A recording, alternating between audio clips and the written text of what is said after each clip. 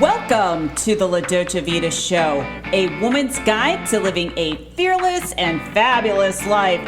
My name is Heather Picken, and I am here to give you that winning formula so that you can get clear on your vision, stay true to your values, and break through those mental walls.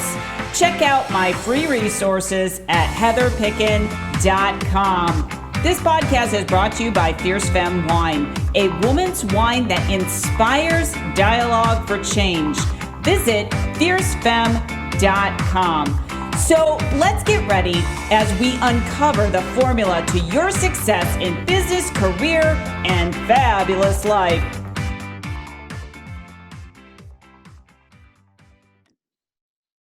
Well, hello, everyone, and welcome to another episode of the La Dolce Vita Show, a woman's guide to living a fearless and fabulous life. And I'm really excited to have my next guest on because she's going to be talking about yoga and connecting the wisdom to her practice and how we can really resolve situations like stress, with her philosophy. I'm really interested in hearing more about that.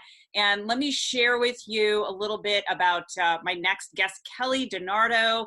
She's a freelance journalist and author of several books, including Living the Sutras, a guide to yoga wisdom beyond the mat, which I think is pretty interesting.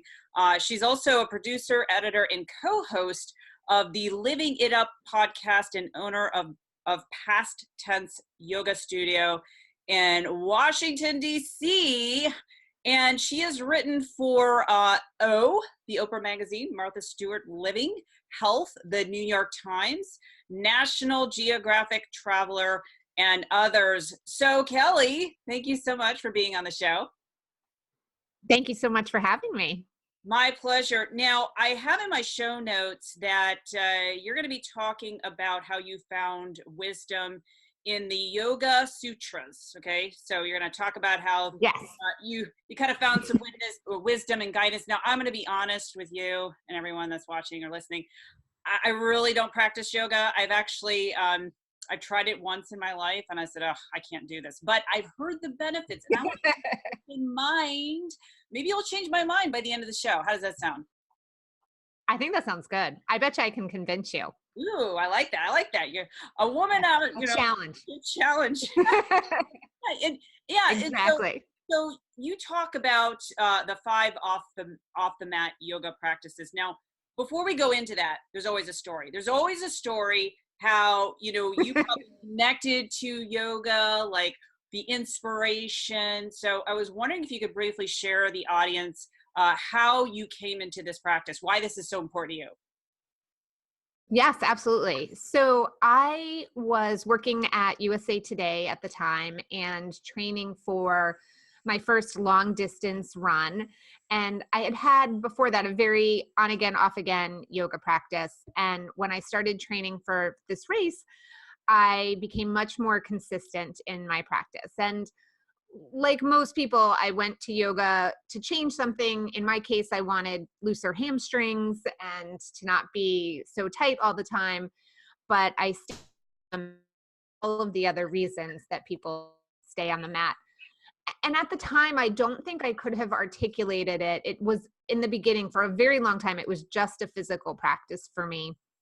But over time, I started to recognize and see kind of the other bits of it. And so my first words of encouragement for everyone out there who are like, oh God, yoga, I cannot touch my toes, is that you never ever need to do a down dog or step on a mat or stand on one foot to practice yoga. Really, the practice of yoga as codified by Patanjali, who's this ancient yogic guru or teacher, is very simply a practice to still the fluctuations of the mind. So if anyone out there feels like their brain jumps from thought to thought, then practicing yoga is just kind of calming those thoughts down and being able to focus on one thing and be in the present moment. And you can certainly do that through a physical yoga practice, but for some people, taking a walk in the woods is their yoga practice, and that is totally fine.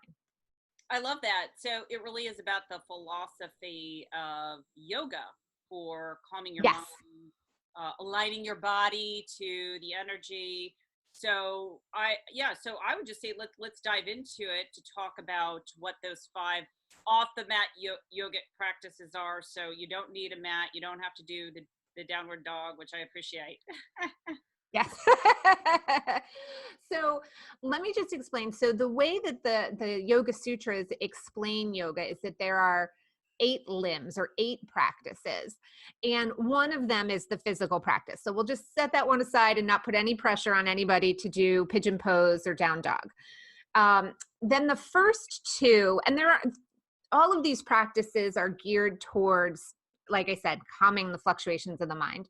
The first 2 practices are known as the yamas and the niyamas. And that's basically the 10 commandments of yoga, though I hate the word commandments because it seems so dogmatic. But it's guidelines for how we should treat others in the world and how we should treat ourselves. And so whether or not you follow yoga's 10 commandments or their yamas and niyamas, or you create your own, I think what's important here is that we all have a moral code that we follow. And the reason that this is so important is that it keeps us grounded and it helps us make decisions, kind of like having a business having a mission statement. This is your personal mission statement, your personal rules for living in the world. When you've got a decision to make, you can be like, oh, am I breaking my moral code? Am I sticking to it or not? I personally like the moral code that yoga provides. I don't think anything in it is particularly out there. It's not asking a lot, don't harm people, tell the truth sort of things.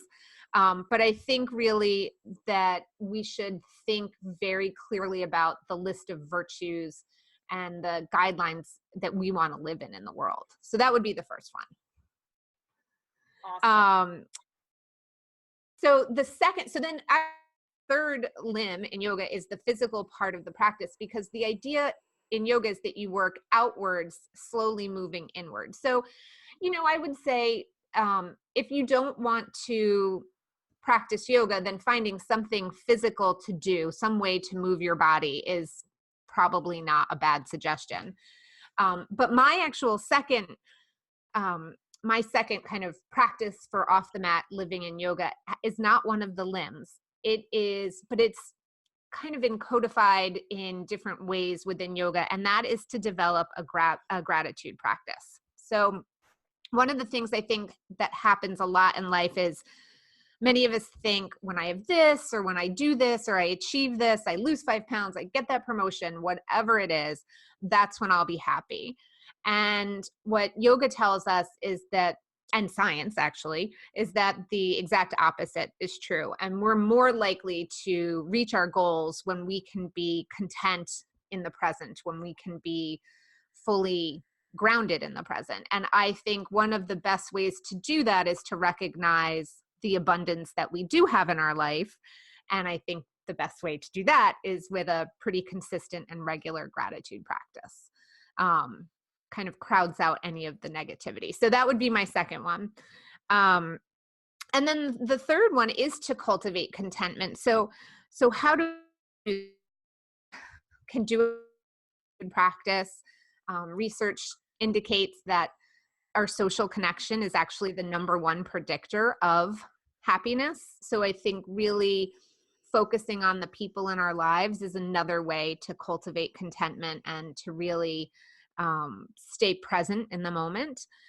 Living a life of purpose is another one. And so that brings us back to creating your moral code. I think when you have your moral code and you start to understand yourself and what interests you better, you can figure out where your passions are. And that can help you figure out your purpose. And then the last 2 practices are actually limbs in yoga. My fourth practice is to breathe. If you think about how you breathe when you're angry or frustrated versus happy, it's really different. Your breathing is very shallow and erratic when you're frustrated and upset. whereas it's much more calm and it's longer and smoother when you're happy. And so very simply, if you're, breath work is very popular right now, and there are tons of breathing exercises you can do for different things, but you only really need to know one, and that is to simply make your exhale longer than your inhale. When you do that, you trigger your parasympathetic nervous system, and your whole body just calms down. So it can be as simple as inhaling for 3 and exhaling for 5. So remembering to breathe, which seems like something we should be doing intuitively, it's actually not always that easy. Taking more control over that, it can be very helpful. And then the 5th practice for off the mat happiness is to meditate. And I will admit that I struggle with this one. This is my hardest one. And one of the things I found really reassuring in the Yoga Sutras is that the last 3 limbs are actually all meditation, but different depths of meditation. So even the ancient yogis knew that some days we were going to struggle to stop thinking about our to-do list and tapping our foot to be done meditating. And other days we would just fall right into it. And so I think that ultimately is what is going to help us kind of still the fluctuations of the mind and become more present in the moment. So those would be my 5 practices. And that'll help you practice yoga without ever having to step on a mat. I love it. Yeah, you had me at being off the mat, so definitely sold on Yeah. that. And I definitely appreciate, we were talking about gratitude. That's something I definitely practice every day. Meditation, and the fact that you were also explaining how the breathing impacts the parasympathetic system, because I talk about the nervous system and how you actually have to rewire your brain if you want something different, and how our nervous system, particularly the sympathetic system, gets triggered when we're in our I call it our freak out moment. We're in fear. So what you're saying is, really having this practice that we do will allow us to slow down, because I think now more than ever we're living in a world, it's so fast paced and people can't keep up with it, right? And they're all over the place. Right. Yes, I think you're 100% right there. And it's amazing that something as simple as breathing and making your exhale longer than your inhale can trigger your whole body. I mean, it's amazing what the body can do and how it can regulate itself. And just there's some simple little tricks or hacks to, make it more efficient and relaxed and present. I like that idea, the whole idea of the breath work. So, like, for example, let's just say if someone is speaking, one of the number one fears people have is getting in front of an audience, and that, Right. they start feeling like all the butterflies. Or if they have an interview like this, maybe it's their first time. Maybe walk us through that exercise right now in real time, so that I want to feel the Absolutely of that. Okay, perfect. Okay, well, if anybody out there is listening to this while driving, don't do the first part, but everyone else can do the first part, which is just to close your eyes and kind of take notice of where your breath is naturally. How does your breath feel?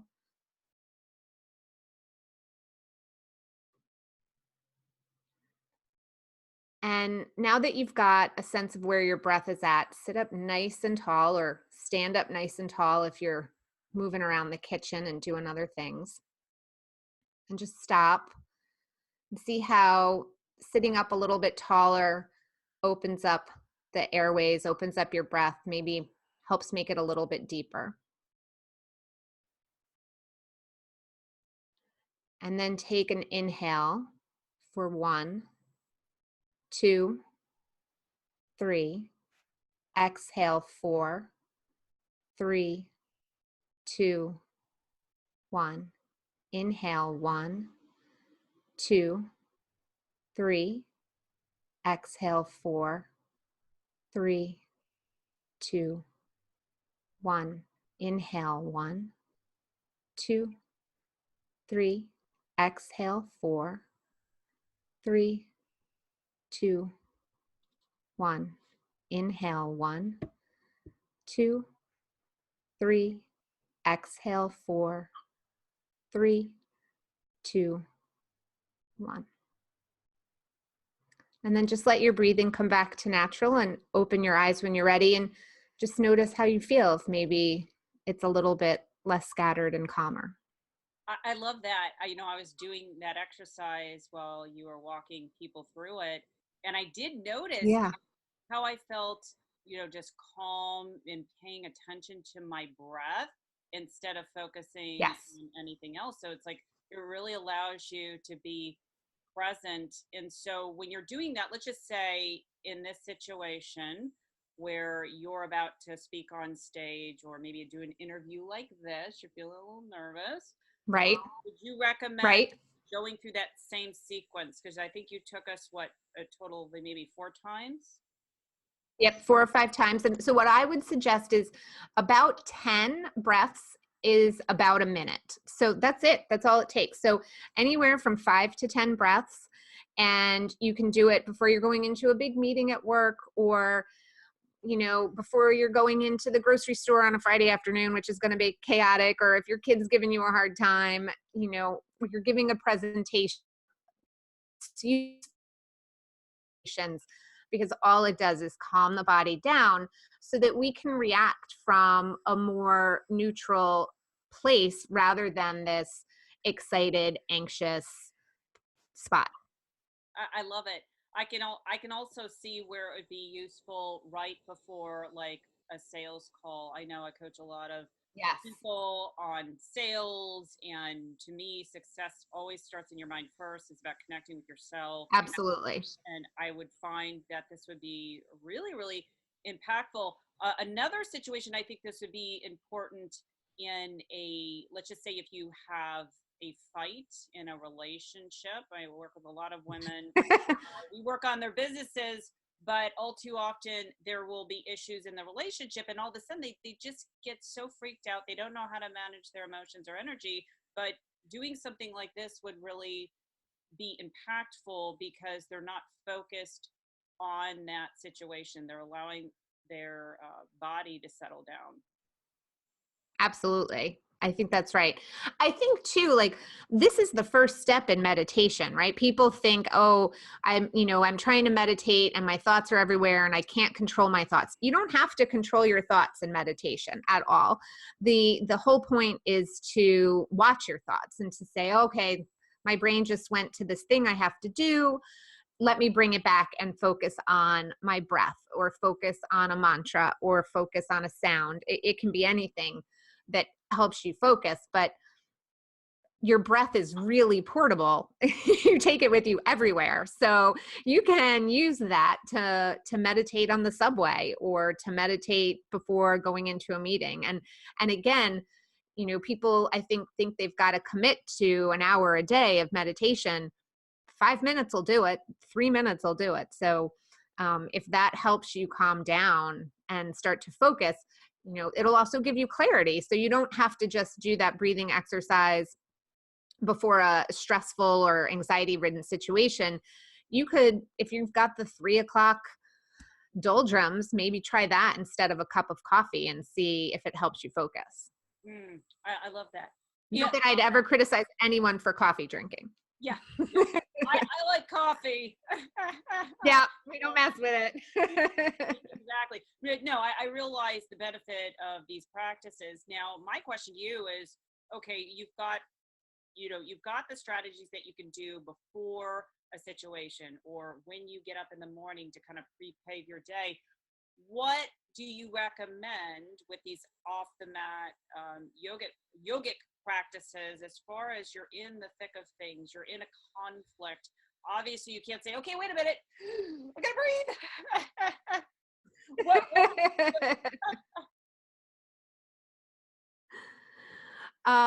Well, I think it's important for a lot of these. I think it's important to go into time and really think about them. Like creating your moral code is not something you should attempt to do in the middle of a work meeting, or, I would take some time to really journal about all of that. And in our book, in Living the Sutras, at the end of each explanation about what it is they're talking about, we give journaling exercises and things so you can actually apply it to you. My advice for people that cause conflict is actually not one of these practices, but it's probably my favorite yoga sutra. And that is the idea in yoga of cultivating the opposite. So Patanjali says, we're supposed to wish basically puppies and rainbows to all the people that frustrate us, which is really hard to do. And so I find the way to do that for me is to think about something positive about that person who frustrates you. So, my mom and I we've had a very up and down relationship. And so when we're in a not great place, I think all the time, my mom is the one who gave me my love for books, and she is the reason that I'm a writer. And if I start to think about that, then I get less annoyed about whatever else it is we're, bickering about. So if there's somebody in your work situation that you kind of dread having to deal with, if you can, and it's not easy to do, start with somebody who drives you just a little bit crazy and think about the opposite with them. And then somebody who drives you a little bit crazier, and then the really difficult person in your life. But if you can focus on the positive thing that they bring to your life, it'll crowd out some of the frustration and negativity. So that's one tactic for dealing with people in conflict.